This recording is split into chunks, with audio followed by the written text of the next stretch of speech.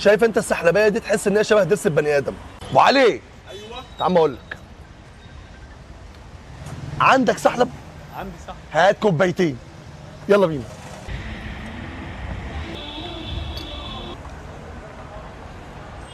ايه ده ابو علي؟ صح. متاكد؟ تعمل ايه يا ابو علي لو قلت لك ان انت مضحوك عليك طول حياتك وان ده مش سحلب؟ امال ايه ده؟ ده نشا وسكر وريحه سحلب وريحه فانيليا، مش فانيليا كمان حقيقيه. طول عمري اعرف ان ده السحلب. مصر كلها عارفه ان ده سحلب، بس انا النهارده جاي عشان اقول لك ان السحلب الاصلي هو ده. ده السحلب الاصلي. ده سحلب؟ او ربنا، ده السحلب المكار. متخيل يا صديقي ان انت عايش طول حياتك في كذبه، الجو يشتي نعمل سحلب، بس للاسف اللي انت بتشربه هو عباره عن نشا وسكر وريحه سحلب وريحه فانيليا، انما السحلب الحقيقي هو ده، سحلب الكف التركي.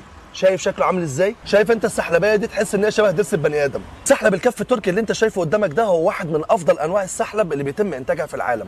السحلب بيتزرع في تركيا وفي سوريا وفي ايران وفي بلاد كتيره جدا بتتميز بالجو البارد. متخيل ان ده السحلب الاصلي ملوش اي علاقه بالسحلب اللي احنا بنشربه في مصر نهائيا. اللي انت شايفه قدامك ده هو السحلب بعد ما تم تجفيفه، وبيبقى عباره عن شيء ناشف جدا وقاسي على السنان، لو حاولت انك تكسره وارد جدا سنانك تنزل معاه. لو حبيت تجيبه بتروح لاي عطار كبير او حد يكون جاي من بره يجيبه لك معاه، وبيجيبوا لك مطحون او انت يكون عندك مطحنه ستانلس وتكون قويه، لانك لو حبيت تطحنه في المطحنه العاديه هيدغدغ لك المطحنه. خليني اقول لك على حاجه هتضحكك وتضايقك في نفس الوقت، من كتر ما احنا خدنا على السحلب اللي هو اصلا نشا، لما تيجي بقى تدوق السحلب الاصلي هتحس ان طعمه وحش جدا.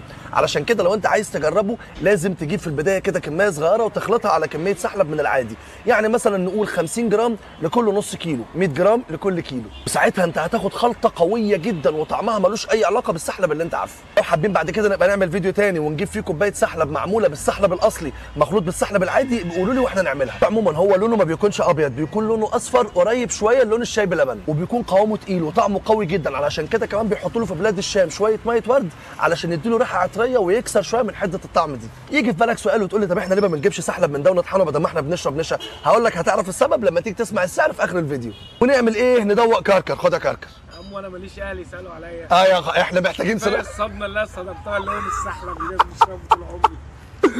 بما اننا محتاجين سنان كركر فمش هندوقه، نعفي عنه المره دي. متخيل ان السحلب ده من اقوى الاعشاب الطارده للبلغم؟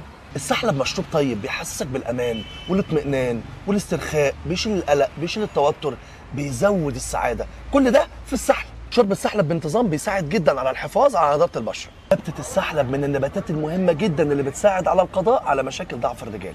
السحلب كمان من النباتات المهمة جدا اللي بتساعد على تنظيم الدورة الشهرية بالنسبة للسيدات. السحلب كمان من النباتات اللي بتساعد في تنظيم حركة الأمعاء وبالتالي تقليل الإحساس بالإمساك، بس أهم حاجة تشرب سحلب أصلي، ما تشربش نشا وتقول أنا عندي إمساك، أنا مالي. وزي ما أنا لسه قايل لك وهقول لك تاني، عندك اكتئاب؟ اشرب سحلب، حلو جدا، هيخلي نفسيتك ترتاح. لو حد مسك موبايلك زي ما انا ماسك السحلب ده كده من غير ما انت تعرف، ما تقلقش، موبايلك هيرن بصوت عالي جدا وينبهك. سايب لك لينك البرنامج اللي بيعمل كده في الكومنتات. ونيجي لقطه السعر والصدمه اللي ولا انا ولا انت كنا متوقعينها خالص. سعر كيلو السحلب الاصلي 3000 جنيه. خلينا في النشا بتاعنا ده، طعمه حلو جدا وواخدين عليه وطعمه جميل، انما ده طعمه مش حلو خالص، كفايه ان احنا شفناه واتفرجنا عليه سوا. السحلب الاصلي ما تجيبوش عشان انا جبته مكانك.